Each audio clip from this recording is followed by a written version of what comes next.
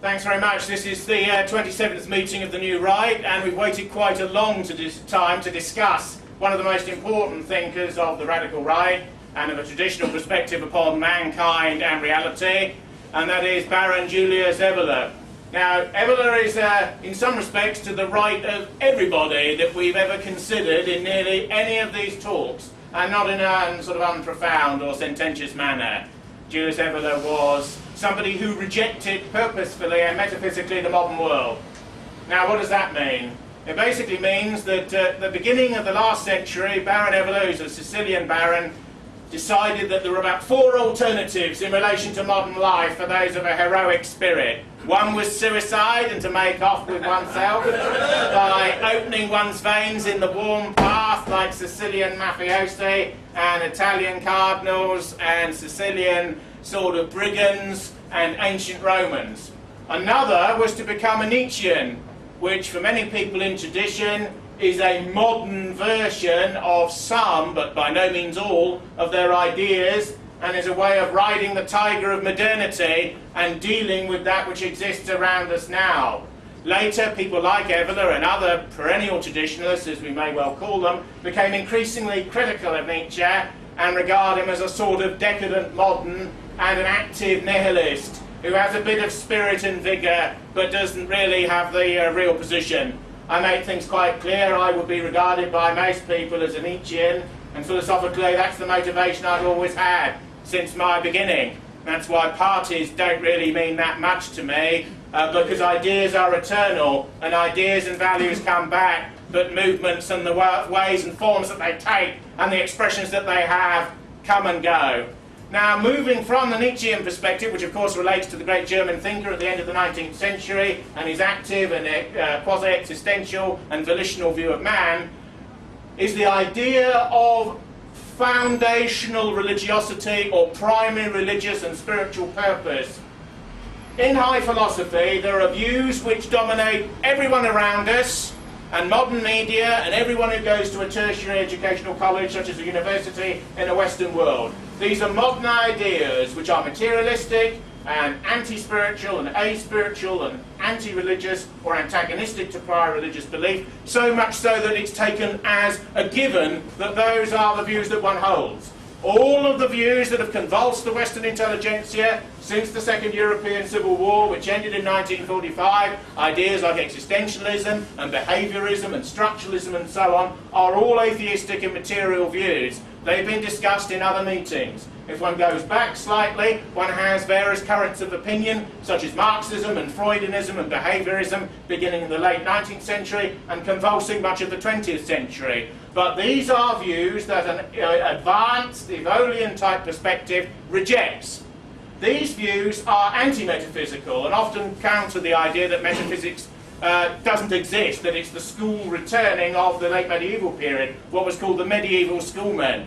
See, in some of his books, Evola talks about Heidegger, Martin Heidegger, of course, who got into trouble in the early 1930s for his alleged academic sort of positioning in relation to the most controversial regime of modernity.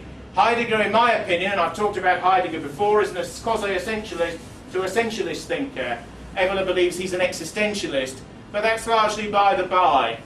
These anti-metaphysical views are that which surrounds us. All liberalism, all feminism, all quasi-Marxism, all bourgeois Marxism, all cultural Marxism, the extreme left moderated a bit into the centre, high capitalist economics and the return of old liberalism against the Keynesism, which was the soft Marxism that replaced it earlier in the 20th century. All of these ideas are materialistic and atheistic and aspiritual and anti-metaphysical.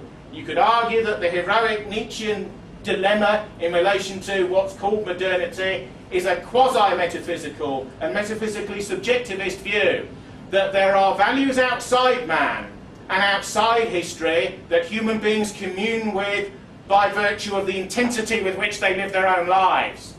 but there is a question mark over one, the supernatural, and two, whether there is anything beyond and outside man within which those values could be anchored. So the idea of an impermanence, the idea of a metaphysical realm, which most prior civilizations, indeed Evola and the traditionalists would say all prior civilizations are based on, is questioned by the Nietzschean compact. It is ultimately maybe the beginnings of a very right-wing modern view, but it is a modernist view. Take it or leave it. The sort of viewpoint that Evola moved towards, and there was a progression in his early life and spiritual career and intellectual and writing career, is towards what we might call metaphysical objectivism.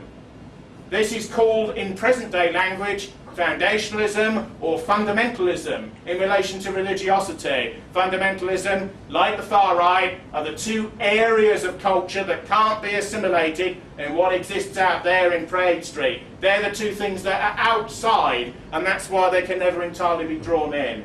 Now, metaphysical objectivism is the absolute belief in the supernatural, the absolute belief in other states of reality, the absolute belief in gods and goddesses, the absolute belief in one supreme power, monotheism as against polytheism, for example, the absolute belief that certain iterations, certain forms of language and spiritual culture exist outside man. Truth, justice, the meaning of law, purposive or teleological information about how a life should be lived. Most people in Western societies now are so dumbed down and so degraded by almost every aspect of life that nearly any philosophical speculation about life is indeterminate and almost completely meaningless. It's a channel which they never turn on. Now, the type of metaphysical objectivism that Evola postulates as being an anchor for meaning in modern life can take many different forms. One of the great problems many right-wing or refoundational or primal movements or tribal movements or nationalistic movements of whatever character have is if there's a religion somewhere behind it, as there often is for many but not all of the key people involved in such movements and struggles, what form should that be? Everyone knows that culturally, and this is true of a formulation like Grèce or the New Right in France, as soon as you begin to get people of like mind together, they will split. They will split on whether they're atheists or not, secularists or not, but they were also at a deeper cultural level split on whether they're pagan influenced or Christian. Such divisions always bedevil right-wing cultural and metapolitical groups. The way that the Evolian tradition looks at this is to engage in what's called perennialism. This is the inherent intellectual and ideological and theological idea that there are certain key truths in all of the major faiths. All of those faiths that have survived, that are recorded, that have come down to us, even their pale antecedents, even those dissident, deviant, and would-be heretical elements of them that have been removed, in all of them can be seen a shard of the perspectival truth that these particular traditions could be said to manifest. Beneath this, of course, is the ethnic and racial idea that people in different groups within mankind as a body perceive reality differently, experience it differently, have different intellectual and linguistic responses to it, and form different cults, different myths, different religions, because they are physically constituted in a manner that leads to such differentiation. This can lead amongst certain perennialists to a sort of universalism at times, almost a neoliberalism occasionally, where all cultures are of value, where all are interesting, quote unquote, where all are quite slightly interchangeable. But given that danger, the advantage for a deeply religious mind of the perennial tradition is to avoid the sectarianism and negative puritanism, which is inevitably part and parcel of building up large religious structures. As always, a thinker like Evola proceeds from the individual and goes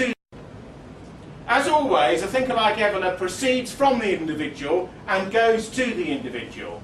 This can give thinking of this sort a slightly unreal aspect for many people. Where are the masses? Where is the democratic majority? Where is the BBC vote that decides? The truth is, Evola's not concerned with the BBC vote. He's not concerned with the masses. He regards the masses, and the sort of theorists who go along with him regard the masses as sacks of potatoes to be moved about. His thinking is completely anti-democratic, Machiavellian to a degree, and even manipulative of the masses, as long as it's done within an order of tradition within which all have a part. Evola dates the decline of modernity from, in a sense, the end of the Middle Ages and the beginning of the Renaissance, but many thinkers of a similar sort date the slide at other times. Evola's a Catholic, and once asked about his religious peculiarity, he said, or particularism, he said, "I'm a Catholic pagan," which is a deeply truthful remark, dialectically. I'm not a Christian, but if you look at it from the outside, the core or part of Christianity is obviously Roman Catholicism, even though I was technically brought up in the Protestant sort of forcing house of Anglicanism, a wet sheep religion if ever there was one. But Anglicanism, of course, is a syncretic religion, is a politically created religion, a bit Catholic, a bit Protestant, but not too much, and with a liberal clerisy at the top that's partly Protestant-oriented within it and exists to manage the thing.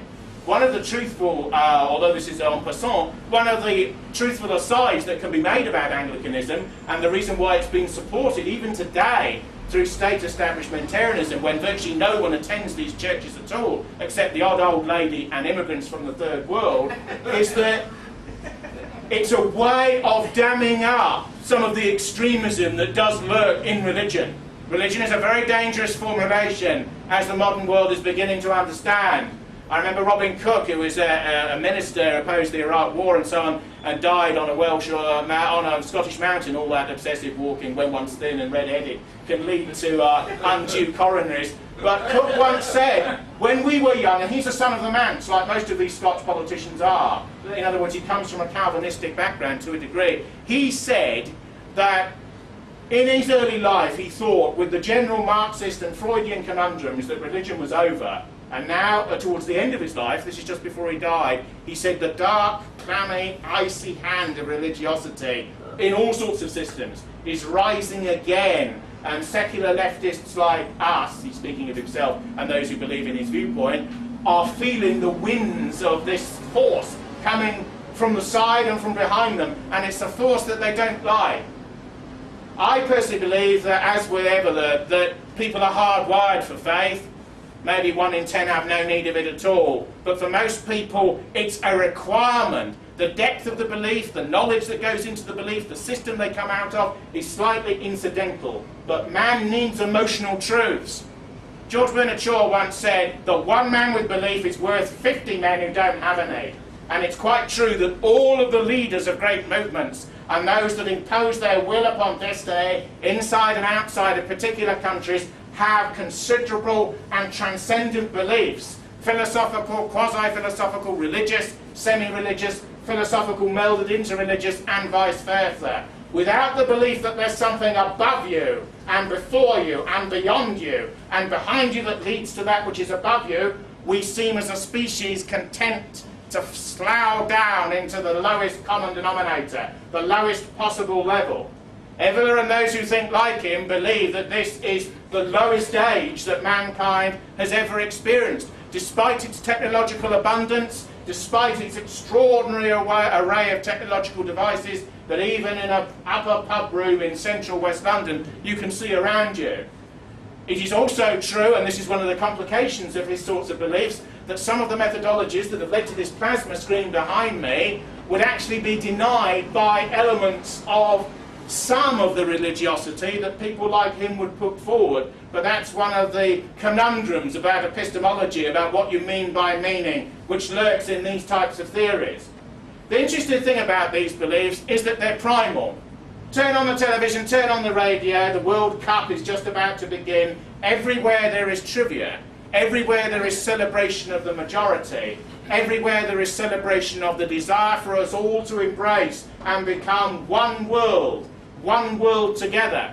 I met somebody recently who said, I don't want to be English. He said, I don't want to be British. He said, England's a puddle, he said. I want to step out. He said, I want to be a citizen of the world. I don't want to have a race. I don't want to have a kind, I don't want to have a group, even a class. I don't want to come from anywhere. I want to be on this planet. This planet is my home. Well, my view is that sort of fake universality. Maybe he should get in one of these little dinky rockets and fire himself off into some other firmament. Because this is the home that we have and know.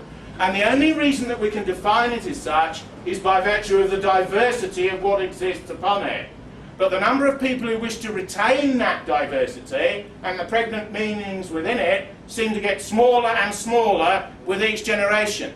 The politicians that we have now are managers of a social system. It's quite clear that we do not have three ruling parties, but one party with three wings, the nature of which are interchangeable in relation to gender, where you come from in the country, class, background, how you were educated, and whether you arrived in the country as a newcomer in the last 40 to 50 years or not. Now, Evola's step back from what has made the modern world leads to certain radical conclusions about it, which are spiritually and politically aristocratic. Most people are only aware of the left-right split as it relates to a pre-immigration, slightly organic society where social class was the basis for political alignment.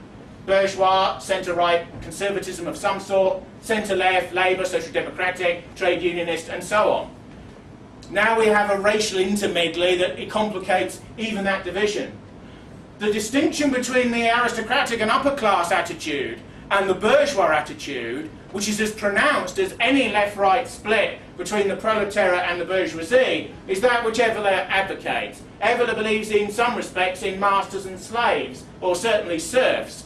He believes that the merchant and those who deal purely with economics have to be subordinated to politics, to higher politics, to metapolitics, to military struggle. He believes that the warrior and the religious leader and the farmer and the intellectual stroke scholar stroke craftsman artist are uniquely superior to those that make money.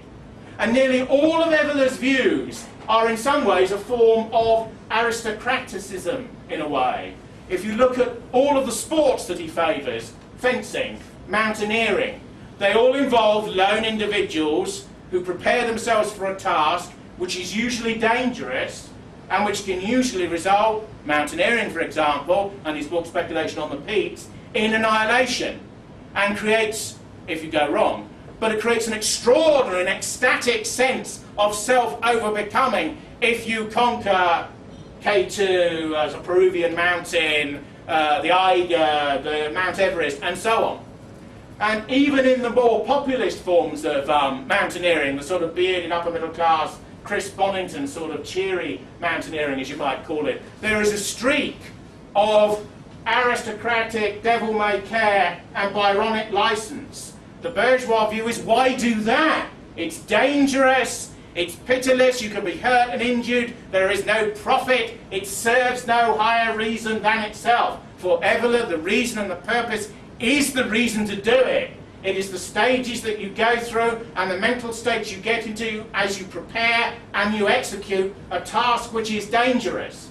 And the same analogy can be extended to martial combat. The same analogy can be extended to sports like ancient wrestling. Modern wrestling is a circus, of course, where the outcome is largely decided by the middlemen who negotiate the bouts between clowns, who could still damage each other very severely. But ancient wrestling was a bout that ended very quickly, and which was essentially religious, which is why the area that they wrestled in was purified with salt in most of the major traditions, and so on. Fencing. Take away the protective gloves and gear, and you have gladiatorial combat between people who are virtually on the brink of life and death. And these are the sorts of, only one step removed, even from Olympics fencing. It's noticed that in the contemporary Olympics, a movement that was founded in modernity on the Grecian ideal, nearly always founded by aristocrats, all of the early victors in shooting and fencing and all these early sports are aristocrats. Of course, the early Olympics have their funny side. Many of the female athletes that won early Olympic competitions were transsexuals. Of course, medical checks were instituted to prevent hermaphrodites and people of diverse genders and that sort of thing from competing in these competitions. But the individualistic sports in a mass age have been disprivileged. and are largely regarded as strange wonderland sports that the masses only flip channels over in relation to the Olympics. For a man like Evola, and for the sensibility which he represents, things like sport are not a diversion. They are targets for initiation in relation to processes of understanding about self, the other, and life that transcend the moment. So one bout leads to another moment of skill. It's as if these moments, which most people always strive to avoid rather than engage upon, are in slow motion. The whole point of Evola's attitude towards these and other matters is to go beyond that which exists in a manner which is upwards and transcendent in its portending direction. This is a society which always looks downwards. What will other people think? What will one's neighbours think? What will people out there think? What will this BBC audience think? What do the masses, left, right, centre, pressing their buttons on panels and consoles, think? The sort of Evolian response is that what they think is of no importance. And they ought to think what the aristocrats of the world, in accordance with the traditions which are largely religious, out of which their social order comes, thinks. You can understand that this is an attitude which has not endeared this type of thinking to contemporary pundits and to the world as it now is. It's also inevitable that when Evola's books were published, they would enter the English-speaking world via the occult, via mysticism, via various types of initiated and individualistic religiosity. The whole point about the Western occult, whether one believes in the literal formulation that these people spout, or whether one believes in it metaphorically and quasi-subjectively, is that it's an individualistic form of religiosity. In simple terms, mass religion involves a small clerisy or priesthood, in the old Catholic sense, up there, and the laity are down there, and it's in Latin, medieval Latin, it's slightly mysterious. You partly understand it if you're grammar school educated, otherwise you don't. It's mysterious and semi-initiated, but you don't really know. The mystery is part of the wonder of the thing. You look up at them, and they've got their back to you, and they're looking up further beyond them, towards the divine, as they perceive it. Now that's a traditional form of mass religiosity, if you like. But the type of religiosity with which he was concerned was individualistic and voltaic, and is essentially the idea that everyone in a small group is a priest. Sometimes is a priest and a warrior combined. One of the many scandals that we have in modernity is crimes that are committed by members of various religious groups and organisations. Many traditionalist-minded people believe that the reporting of these crimes in the mass media is deliberately exaggerated in order to demonise any retrospectively traditional elements of a prior and metaphysically conservative type in the society. But if one looks at it another way, and one of the things about Evola is the creativeness of the aristocratic mind that looks at essentially centrist and bourgeois problems in a completely different perspective. He would say about those sorts of scandals, which I won't belabour people with because everyone knows about them, that it's the absence of the dialectic between the priest, somebody who believes in something, somebody who believes in a philosophy that isn't just theirs and therefore relates to a society and relates to a continuing generic tradition out of which they come. Most contemporary philosophies are just my view as a tiny little atom, rather than my view as something that's concentric and links me to something larger and which can therefore be socially efficacious. But from an Evolian perspective, the absence of the warrior or the martial and soldierly traditions and its interconnection with belief and the individual who believes is the reason for decadence or deconstruction or devilment or decay in these religious organisations. In his way of looking at things, there's a seamlessness between the poet-artist, the warrior and the religious believer. They're different formulations of the same sort of thing because they're always looking upwards. And in a way are deeply individualistic and egotistical, but transcend that. Because the concentration on oneself, on one's own thinking, one's own feeling, one's own concerns, one's own attitude towards this mountain, this woman, this fight, this text, is conditioned by that which you come out of and move towards. Evola doesn't believe in progress, nor does the tradition that he comes out of. They don't believe in scientific progress, they don't believe in evolution, but his anti-evolutionism is strange and interesting. It's got nothing or enormous nothing to do with creationism and with, if you like, the evangelical politics of certain parts of what you might call the Puritan American right, for example. His attitude is a reverse attitude, which in a strange way is an involuntary and inegalitarian way of looking at the same issue. His view is that the apes are descended from us as we go upwards, rather than we are descended from them as we leave them in their simian animalism. So in a way, it's actually a reformulation of the same idea, but looking upwards and always seeing, if you like, the snobbish, the aristocratic, the prevailing, the overarching view, rather than viewing the thing from a mass, generic and middling perspective, which includes people. Tony Blair says the worst vice anyone can have is to be intolerant, is to be exclusive, is to exclude people. The nature of Britishness is inclusion, when of course the nature of any group identity is exclusion. And who is on the boundary, and who can be allowed in, and the subtleties and grains of difference that exist between one group and another, where one tendency of man ends and another begins. Evola believes, in a very controversial way, that decline is morphic and spiritual combined. In other words, races of man have a spiritual dimension, have a higher emotional dimension, have a psychological dimension, but never forget that Evola is not a Nietzschean. He is not somebody who believes it's all at this level. He believes that the gods speak to man, that God speaks to man directly and indirectly, and the civilizations that we come out of are based essentially on religious premises.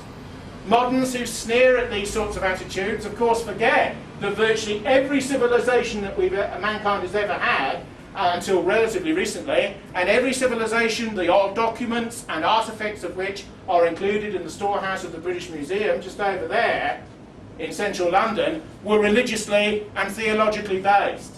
It's only really in a post-Enlightenment, late Scottish Enlightenment, English Enlightenment, French Enlightenment, 18th century plus sort of a way, that the secularization of Western Europe rivals the rest of the planet. Further east in Europe, less of it. Further south in Europe, a bit less of it. Religiosity on most of the other continents of the earth is still a primary force, but Evola would despise the sort of religiosity that prevails there, because he would see in it broken down thinking, syncretism. The people who would say he would be in favour of contemporary Saudi Arabia, for example, would probably be sorely disappointed. He would see, under the religious police, under the strict observance of this or that rule, American satellite dishes and modern devices, and that which is external and which has been in relation to modernity, and which has been internally accepted. So Evola is always the critic, if you like, and always on the outside. Now his career is quite complicated, because when he was a very young man, he fought in the Italian War, in the First World War on the Italian side. They of course fought on the quote-unquote Western or Allied side in that war, as is often forgotten. There's some extraordinary photos of him on the internet in these goggles and these helmets, looking extraordinarily fascistic, you know, and that movement hadn't really even been created then, you know. He looked like that in a D'Annunzian type way, stylistically, even before the gesture itself. Evola, of course, partly disapproved of fascism and National Socialism, even though he became very heavily implicated and or involved in both of them, because in his view, they weren't right-wing enough. They weren't traditional enough. They weren't organic enough. They weren't extreme enough. Evola is probably the only thinker in the 20th century who has written a slim volume criticising National Socialism from the right, not from any point to the left. He only aligned with these movements because they forced modernity to question itself, and because they were anti-democratic, and because they were ferocious and desired morally and semi-theologically, because few, including liberal critics, would deny that there was a semi-theological insistence to most of the radical European movements, even of the left, but certainly of the right, in the last 20th century, certainly the first half of the last century. And Evola saw in these movements a chance, but no more, which is why he flirted with them, why he wrote for fascist magazines in Italy, why he went to colleges run by Himmler's SS in Germany, why he was disapproved of by them, why he had sympathisers, Ernst Jünger-like, in them, partly protected him, why he was allowed to write with a degree of freedom, whilst giving a degree of loyalist obeisance to these structures, and yet at the same time to remain outside them. The question has to be raised whether Evola's philosophy is consonant with the creation of a society, or whether it will become, if you like, a spirit of individualism. Evola was also involved at the beginning of his career in one of the most radical modernist movements of the 20th century, Dadaism, in Italy, and he produced some Dadaist paintings. Now this, superficially, looks quite extraordinary, but of course there was a strong interconnection between certain early modernisms and fascistic ideologies. The reason that he became involved in Dadaism is quite interesting, and of all things there is a talk on YouTube that lasts 4.5 minutes, in which Evola as an old man explicates why he was involved.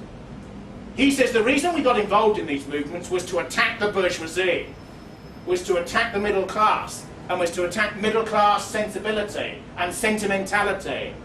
The extraordinary, radical, anti-system nature of many radical right ideas, which is hidden in more moderate and populist variants, comes out staring at you full in the face in people like Evola. Many fascistic and radical movements of the right, of course, were peopled by adventurers and outsiders and quasi-artists and demi-criminals and religious mystics and madmen and people who were outside of the grain of mainstream life, particularly people who were socialised by the Great War, which many of them experienced as a revolution. Wyndham Lewis, who was strongly drawn aesthetically to modernism and politically to various forms of fascism, and was a personal friend of Sir Olsel Mosley, once said that for us the First War was a revolution, wasn't a war. We saw killing on a truly industrial scale. We saw the industrialisation of slaughter.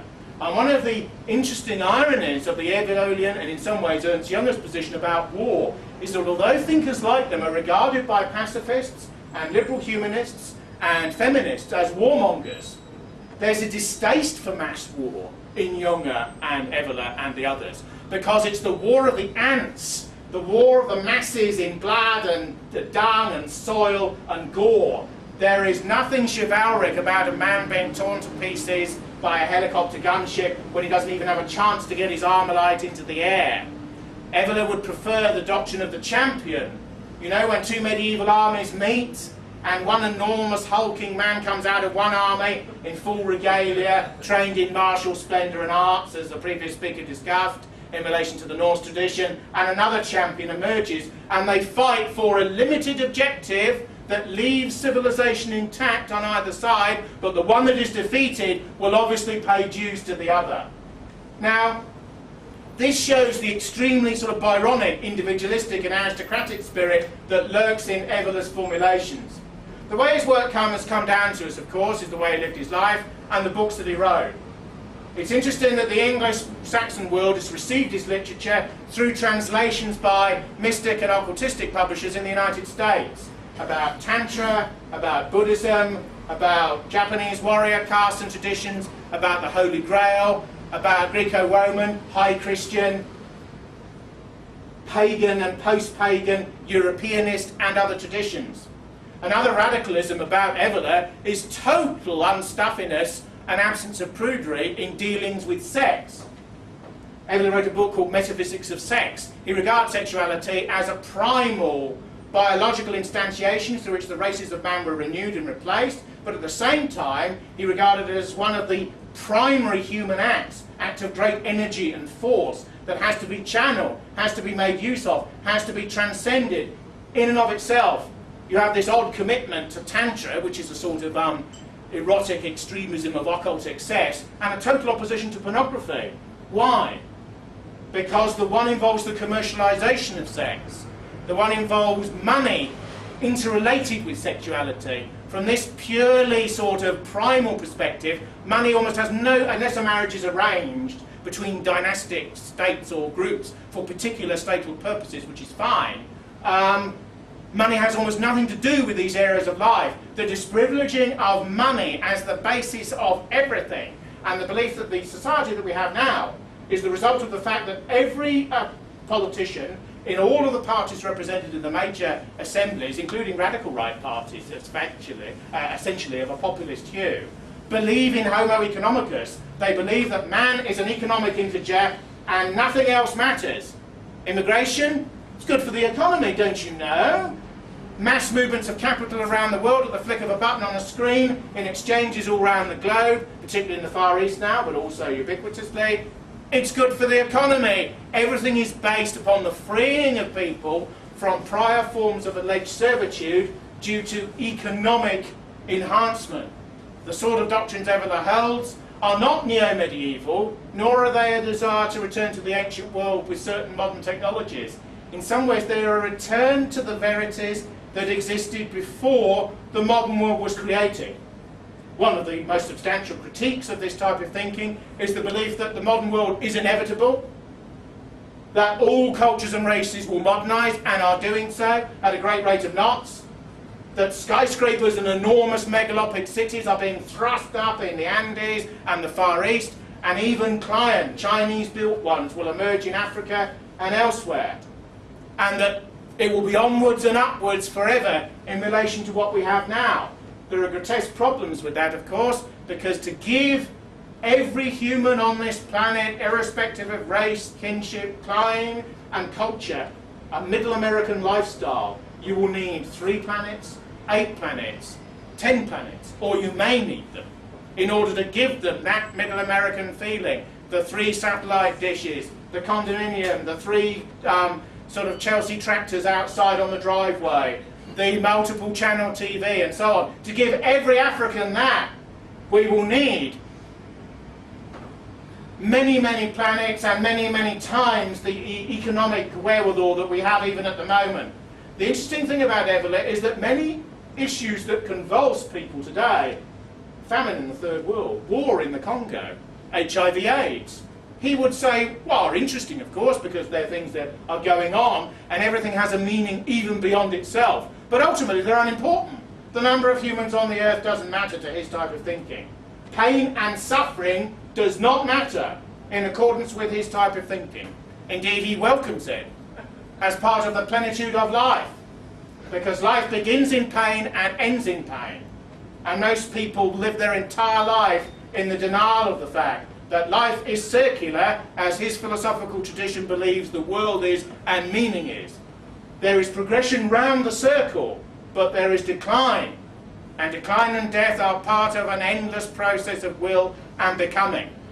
It is essentially, and in a very cardinal way, a religious view of life, but also a metaphysically pessimistic and conservative view of life in a profound way that the conservatism of contemporary liberal Tories like Cameron would almost not even begin to understand.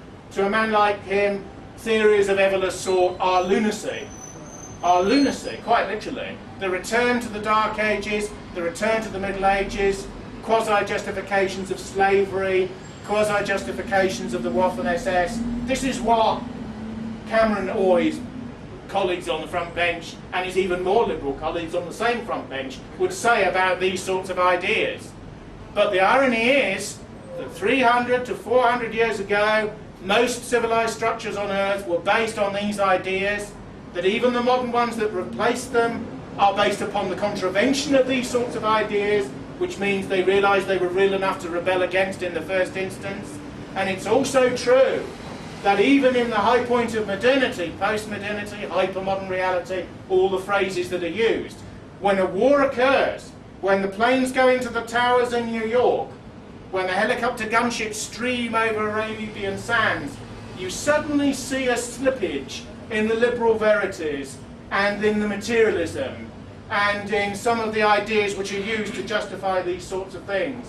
Not much of a slippage, but you suddenly see a slippage, what occultists and mystics call a rending of the veil, a rippling of the veil of illusion between life and death.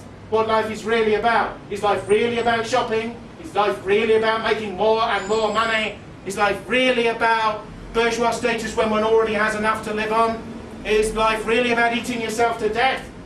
These are the sorts of things that Evola's viewpoint pushes before people, which is why the majority will always push it away. His political texts are essentially revolt against the modern world, Men Amongst the Ruins, and sort of Riding the Tiger, which explore the nature of a man who is born now when most of the prior traditions of his culture and his civilization have collapsed. Civilization of man, the fact that Western cities have turned into third world sort of zones, the fact that semi-criminality is endemic, the fact that you go into a street, graffiti is there, rap music blares from a passing car, 20%, 40% of the street has no relationship to you aesthetically, or ethnically, or racially, or culturally. Evola would see this as part of the inevitable climate of decline and spiralling downwards towards matter, which is intentional and volitional. The most controversial area of Evola is when he begins to unpick and reformulate many classic propositionalisms of what might be called the old right to determine what has occurred and why. Evola is essentially, although he began in a more subjectivist and changeable mood, Evola is essentially a deeply religious and aristocratic man. This means there is always a reason. Liberals believe that everything is a confusion, and everything is contingent upon itself, and everything is an accident waiting to happen. But like Christ in the New Testament, who believes that when two birds fall to the ground, the Father is aware, Evola believes that there is always a purpose and a reason. Evola believes that civilizations are collapsing in on themselves and tearing themselves apart internally for reasons that are pushed by elites and by forces which are manifest within them that will that desire. The endless atoms and causal moments in the chains may not know of that which is coming, that which is non-volitional, that which is partly pre-programmed. But he believes that these tendencies of mass servitude, mass death, mass proletarianization spiritually, mass plebeianism, mass social welfare, mass social democracy are willed, that the destructivity of prior cultural orders is willed and is definite, and certain racial groups are used to facilitate that destruction, and that other groups use them in order to achieve it. He believes in an aristocracy of man because he believes everything is hierarchical. There was an interesting moment in a by-election in East London, or Eastern London, just recently, when the chairman of the party that I used to be in a while ago was asked by a woman of Afro-Caribbean ancestry, "Are we equal with you?" And the media's there, 20 cameras are upon this individual, and therefore, given the logic and the paradigm that he is in, he said yes. He would probably want to say yes, but the media has gone on because it's got the required answer. Indeed, a lot of media investigation now is asking a politician to affirm their correctness before a prior methodological statement, and woe betide any of them if they show the slightest backsliding on any issue about which they should be progressive. Evola's answer, who can put words in the mouth of somebody who died a while back, but the answer of his type of thinking would be that that woman is unequal in relation to a black writer like Wole Soyinka. He's a Nigerian, he's from the Yoruba tribe, who won the Nobel Prize. Is he worthy of winning the Nobel Prize? Was he given the prize in the 1990s because it was fashionable to do? Rabindranath Tagore, the great Indian writer, and Brahmin and higher caste type won it in the 1930s. Probably wasn't too much political correctness then, but there was probably a bit even then. The Evolian answer is that she is not equal in relation to Soyinka, and Soyinka is not equal in relation to Chaucer, or Defoe, or Shakespeare, or Voltaire, or Dante, or Tolstoy, or Dostoevsky, or Wagner. That everything is unequal, and that everything is hierarchical, and that there's a hierarchy within an individual, and between groups of individuals, because everything is looking upwards, and everything has a different purpose in life. This means that those who are at the middle and at the bottom of an ethnicity, of a social order, of a gender, of a prior historical dispensation, should not be lonely in his way of looking at things, or afraid, or rebellious, or full of alienation and fear, because everyone has a role within a hierarchy, and people can move to a degree, although his viewpoint is essentially aristocratic and not meritocratic. A man like Nietzsche, who Bertrand Russell once condemned as advocating aristocracy when he was not born in it or anywhere near it, a man like him would be accepted, but never completely accepted by an aristocratic caste. Things that are regarded as hopelessly naive and snobbish now, Evola regards as just due form. What is the worst thing in the world at the present time, according to Sky News? Probably discrimination. Discrimination of one sort or another. Evola would believe that discrimination is the taxonomy of an aristocratic sensibility. One reaches for a piece of cake, one discriminates. One has an arranged marriage with another member of the Sicilian nobility, one discriminates. One reaches for a sword to do down a bounder that one wishes to beat with the flat of the blade. One discriminates between the weapon and the object of the rage, which is itself indifferent because it sees something beyond even itself.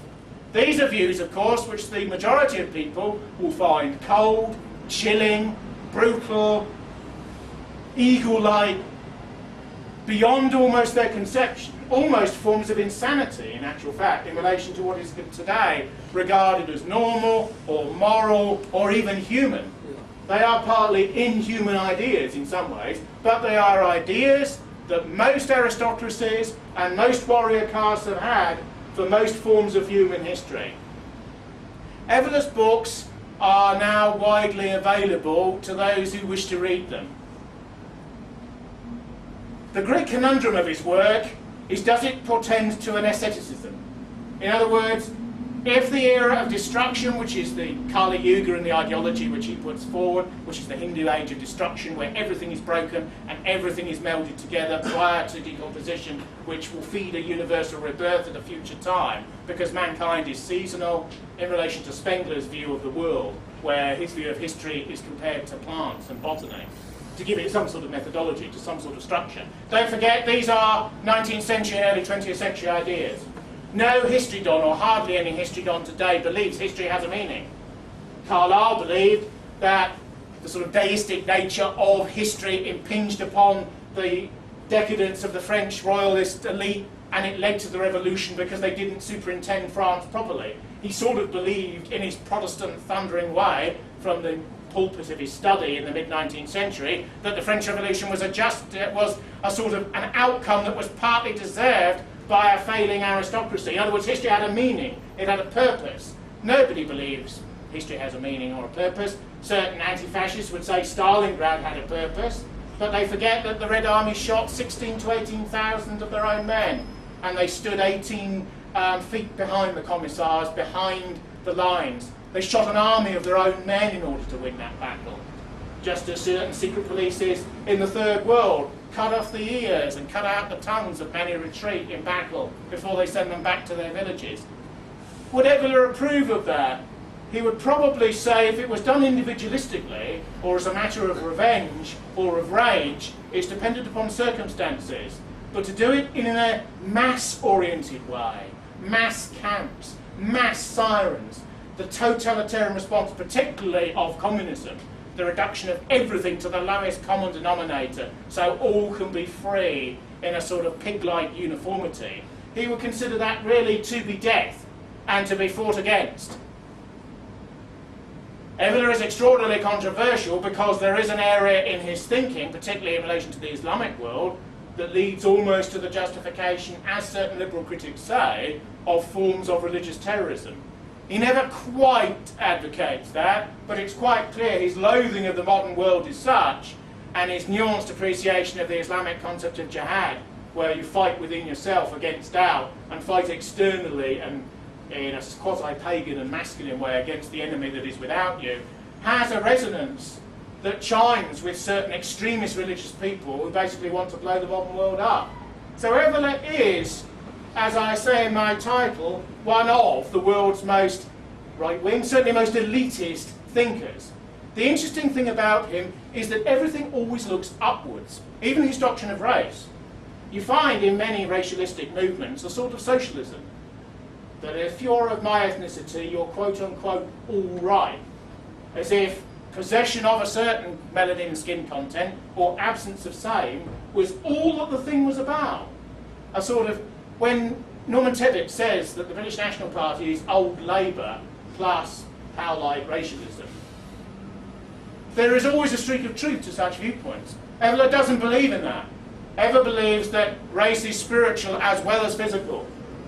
If a man comes to him and says, "Oh, I'm white, you should be looking after me, mate," he would say, what is your intellect? What is your quality? What is your moral sense? What do you know about your civilization? How far are you prepared to fight for it? What pain can you endure? Have you had understanding of death in your family, in life? Mature or a profound human being, or are you part of the limitless universality although you were born in a particular group, which I respect and come from myself.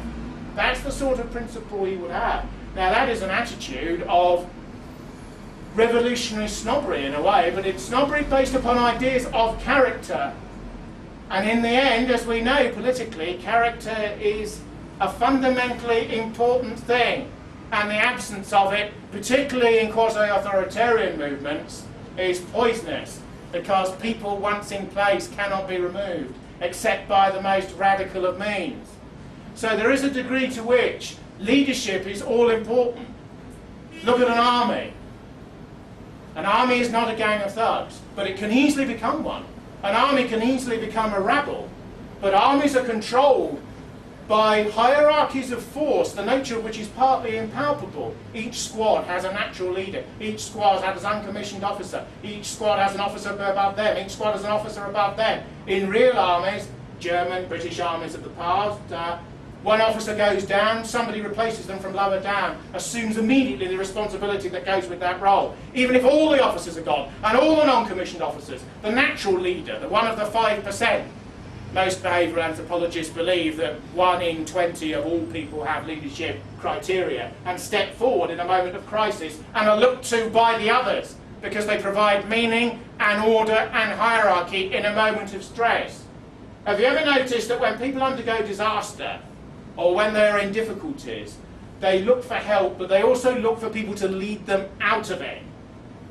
Leaders are never liked, because it's sort of lonely at the top. But leadership is like probably the desire to believe in something beyond yourself, is inborn. And while the principle of leadership remains, where in even democratic societies, leaders are required in order to energise the democratic masses. Don't forget, most of the Caesarisms of modernity are red forms of Caesarism, forms of extreme authoritarianism and even pitilessness, all in the name of the people, all raised in the name of the masses and their glory and their freedom, their liberty and their equality.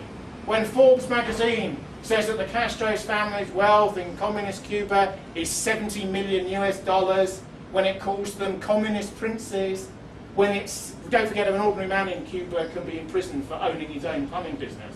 When you realise that these people are princelings of reversal, you sense that some of the hierarchies, although they wear different names and different forms, are now occurring in an entropic phase or in a culture of decay, do relate to many of Evola's ideas.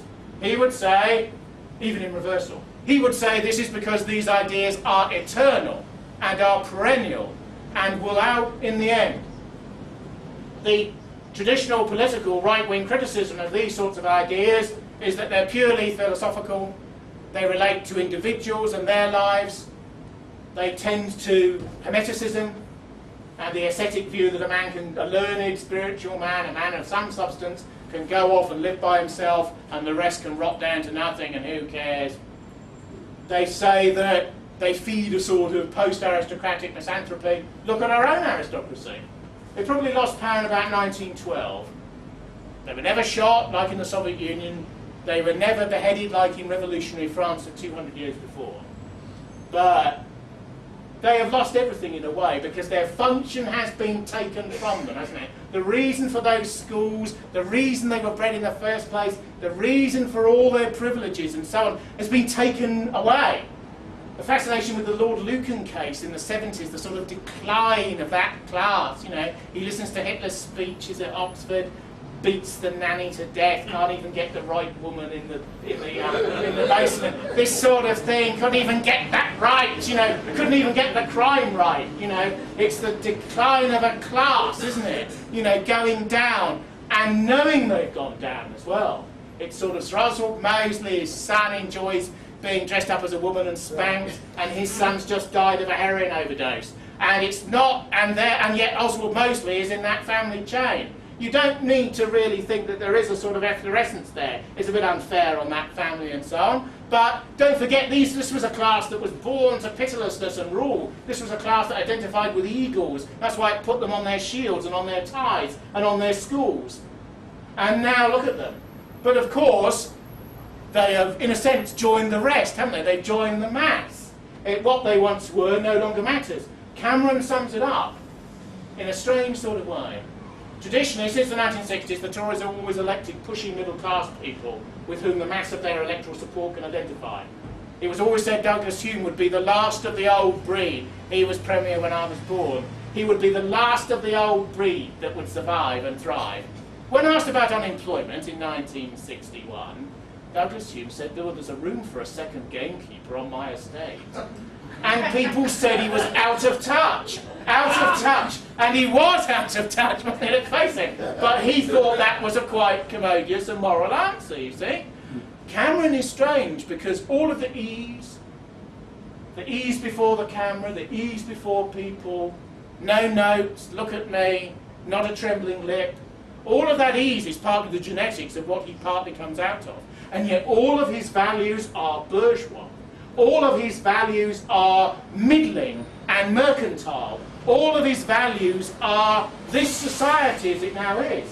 Would Douglas Hume have joined or even given money to United Against Fascism, who he would have regarded as smelly little people on the margins of society, who were a left-wing rabble, who probably need to be beating the grass somewhere or in my regiment? Do you see what I mean? The idea that he would identify with these people because the real enemy represents the seeds of the aristocracy from which one has fled, that wouldn't occur to him. He was too much what he was, basically, as a form, to really consider these lies and these legerdemain and this flight of fancy. One comes to the most controversial area of Evola's entire prognosis, and this is the belief that Jewishness is responsible for decline, and that they are a distinct and another race that pushes upon things and causes things to fall and be destroyed. These are the views, of course, the belief that there is a morphic element in the nature of the decline that has made him so untouchable and controversial. The interesting thing is, when he was approached about the Protocols of the Elders of Zion, which is believed by all liberal humanist scholars to be a forgery, and a forgery of the Acrana secret police based upon an alleged French novel, I think, of the 19th century, Evola said, I'm not concerned whether it's a forgery or not, which is a very interesting response, because in Evola's view of the world, his occultistic and hermetic view of the world, you can indicate something through its reversal. You can indicate something through metaphoricization. Something can be emotionally true and not completely factually true. A text can be used to exemplify truths deeper than its own surface. This is the religious view of the text, of course, that the text does not end with itself. It's a medieval view, and is based upon a science of linguistic study called hermeneutics, where you would look at every word, you would look at every paragraph, you would look at every piece of syntax to deconstruct for essence rather than deconstruct to find the absence of essence. In the Western world, if you go to university now and you do any humanities, any arts, any liberal arts or any social science course, you will come across an ideology called deconstruction. Even vaguely the semi-educated have heard of it. This is a viewpoint that says that any essentialisms, race, class isn't an essentialism, but it begins to become one in the minds of man, belief in God, gender, and so on. Any essentialism leads to the gates of Auschwitz. This is what deconstruction is based on as a theory. Therefore, you look at every text, you look at every film, because they're obsessed with mass culture. You see, looking at what the masses look at and what they're fed by the capitalist cultural machine. And they look at this and they say, oh, look, dangerous essentialism there. Do you see that in that John Wayne film? Do you see the way he spoke to the Red Indian? Sorry, Native American, you know, this sort of thing. You see that sort of thing. And you look at these things and you break them down and you break them down again and you break down the element of sort of David Duke, quote-unquote, logic that could be said to lie in that particular phrasing and so on. But the sort of analysis that Evola maintains is what you might call constructionism rather than deconstructionism. And that's building upon the essences of things and bringing out their discriminatory differences. So to him, the fact that that text may have been put into circulation by the Acrana, the Zara secret police, as a profound hermetic metaphoricization for courses of history which may or may not be occurring is worthy of study.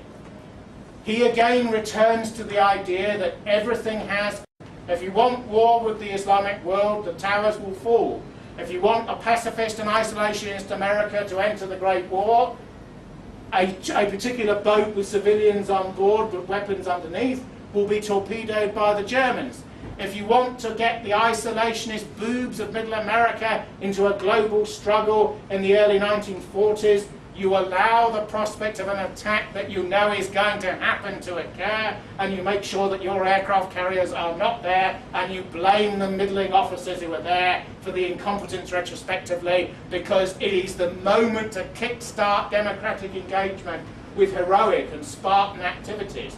Who can doubt that there is a streak of the Spartan when an American Marine goes up a beach in Iwo Jima, or when he fights in Fallujah? Some of the modern world has certainly fallen away for that man as he faces oblivion in warriorship against the other, even within the modern. And people like Evola and Younger would realise that. There's even at times, in the extremity of modern warfare, a return to the individual. What about these American pilots and these other pilots, these Russian pilots, who fly in these planes and the warrior is part of the plane? You know, they have a computer in their visor, and they have all sorts of statistics that are coming up before them, and it's like a man who's an army fighting on his own, isn't it? He's got an amount of force in under his wings, which is equivalent to an army of centuries ago. So you have a return to elite individuals trained only for killing and warriorship at the top tier of present Western advanced military metaphysics. Because the interesting thing about Evola's way of thinking is it's creative. Most right-wing people are pessimistic introverts who don't like the world they were born into. But Evola seems to me to be, in some ways, an extravagant, optimistic aristocrat who always sees not the best side of everything, but the most heroic side of everything that goes beyond even itself. Even if the protocols of the Elders of Zion, in accordance with his diction, was a lie and can be proved to be such, the fact that millions were motivated to believe in it, millions to reject its causation, that people fought out the consequences and the consequences of the consequences in relation to even some of those ideas, means that it is of great specificity and import. Nietzsche has the idea that a man stands on the edge of a pond and he skims a pebble into the pond, and it skips across the water. You know, when you get the skimming right, and it goes and it goes and it goes, and wave upon wave moves upon the surface, and you can't predict the formulation of the wave and the current that it leads into, and that history has unknown consequences. The Maoist general who was asked by an American sympathiser after the Maoist Long March, itself partly mythological, "What's your view of the French Revolution?" And he memorably replied, "It's too early to tell, because it's only 200 years back." That is the sort of perspective that Evola has. And although there will be crushing defeats, and men are now of his sort, aristocrats of his sort, for whom the modern world has no time, play polo, waste your money, sort of go to brothels, gamble all the time. There's no role for you. The world is ruled by machines and money and committees and Barack Obama. You know, American rightists call Obama Obamination, like instead of abomination. That's a villain in a Marvel comic, actually. But never mind. Isn't he the signification for everything that is declining in America? And isn't all of these middle-class tax revolt type movements, which are 100%, should we call them grassroots American, aren't they really within the allowed channels of opposition? He's a socialist, it's all about tax, it's not about anything else, it's all within the remit of healthcare, budgetary constraints and our views on same, etc., etc. What about the deficit? Aren't all of these movements and the sort of rage that they contain elements and spectrums of what he would call anti-modernity or semi-anti-modernity within modernity? None of us know what the future will hold, but it is quite clear that unless people of advanced type in our group believe in some of the traditions that they come out of again, they will disappear. And in Evola's view, they would deserve to disappear. So my view is whatever one's view, whatever one's system of faith, and don't forget in the Greek world, You could disbelieve in the gods and think they were metaphors, you could kneel before a statue of them, or you could have a philosophical belief in between the two. And all were part of the same culture, all were part of the same city-state, and if called upon as a free citizen to defend it, even Socrates would stand in line with his shield and his spear. All of Evola's books are now available on the internet. The most controversial passages about morphology and ethnicity are all available on the internet. Read Julius Evola. Read An Aristocrat for the Past and the Future. And look back at the perennial traditions that are part and parcel of Western civilization and can fuel the imagination and fire even of those who don't entirely believe in them. Thank you very much.